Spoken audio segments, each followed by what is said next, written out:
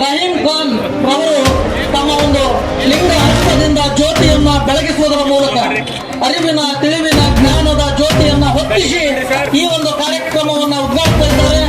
ಉಳಿದ ಎಲ್ಲ ಗಣ್ಯಮಾನ್ಯರು ಆ ಕಾರ್ಯಕ್ರಮವನ್ನ ಸಾಕ್ಷೀಕರಿಸುತ್ತಿದ್ದು ತಾವು ಕೂಡ ಜೋರಾದ ಒಂದು ಚಪ್ಪಾಳೆಯನ್ನು ತಟ್ಟಿ ಆ ಕಾರ್ಯ ತಿಳ್ಕೊಂಡು ಯಾದಗಿರಿ ಜಿಲ್ಲೆಯಾದ ಮೇಲೆ ನೂತನವಾಗಿ ಅತ್ಯಂತ ಭವ್ಯವಾದ 2 ಅಂತಸ್ತಿನ ಕಟ್ಟಡ ನಿಂತಿದೆ.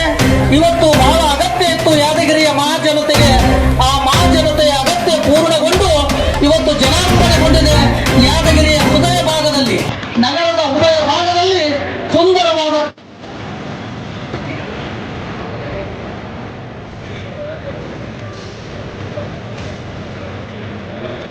ಶ್ರೀಮತಿ ಲಕ್ಷ್ಮೀ ರಮೇಶ್ ರಾಠೋಡ್ ಮತ್ತು ಶ್ರೀ ಇಸ್ಮಾಯಿಲ್ ಖಾನ್ ಮತ್ತು ಬೇರೆ ಮೂಲಕ ಸ್ವಾಗತವನ್ನ ಕೋರಬೇಕು ಅಂತ ಕೇಳಿಕೊಳ್ತಾ ಇದ್ದೇನೆ.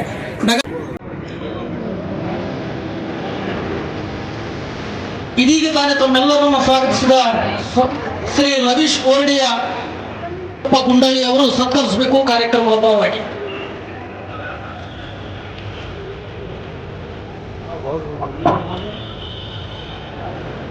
ಈ ಒಂದು ಲಿಂಗೈಕ್ಯರಾಗಿರ್ತಕ್ಕಂಥ ಸನ್ಮಾನ್ಯ ಶ್ರೀ ವೆಂಕಟರೆಡ್ಡಿ ಗೌಡ ಮುದ್ದಾರ್ ಅವರ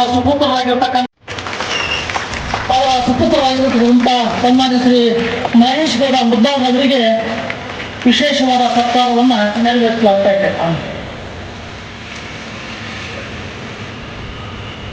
ದಯವಿಟ್ಟು ಒಂದು ಜೋರಾದ ಚಪ್ಪಾಳೆಯನ್ನು ತಟ್ಟಿ ಸತ್ಕಾರವನ್ನು ಸಾಕ್ಷೀಕರಿಸಬೇಕು.